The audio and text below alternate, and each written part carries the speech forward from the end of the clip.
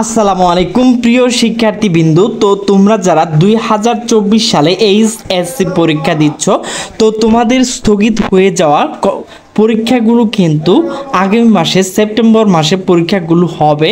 তো চলো সেই বিষয়গুলো দেখে আসি। তো নোটিশটি প্রকাশ করা হয়েছে দ্য ডেইলি ক্যাম্পাস স্থগিত এইচএসসি পরীক্ষা শুরু কমপক্ষে 1 মাস পর।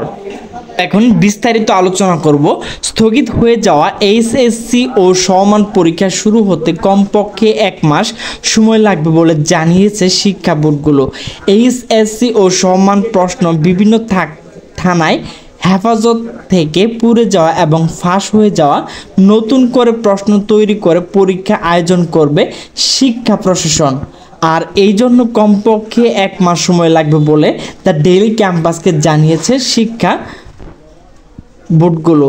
মোচা আন্তঃশিক্ষা বোর্ড সমন্বয় কমিটির সভাপতি ঢাকা বোর্ডের চেয়ারম্যান অধ্যাপক তপন কুমার সরকার রোববার দুপুরে নিজ দপ্তরে দ্য ডেইলি ক্যাম্পাসের সঙ্গে আলাপকালে এই মন্তব্য করেন তিনি বলেন, বেশ কিছু থানা হেফাজত থেকে এইচএসসি প্রশ্ন পুড়িয়ে ফেলা হয়েছে। বেশ কিছু জায়গায় প্রশ্ন অরক্ষিত অবস্থায় ছিল, তাই সেগুলো শিক্ষার্থীর হাতে চলে গিয়েছে কিনা তা বলা যাচ্ছে না।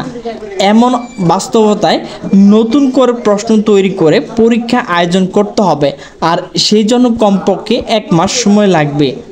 তো প্রিয় শিক্ষার্থী, আমার ভিডিওটি যদি ভালো লাগে তাহলে অবশ্যই লাইক, কমেন্ট এবং শেয়ার করবেন এবং নিচের সাবস্ক্রাইব বাটনে ক্লিক করে অলে ক্লিক করে দিবেন। তো সকলে সুস্থ থাকবেন, ভালো থাকবেন। আল্লাহ হাফেজ।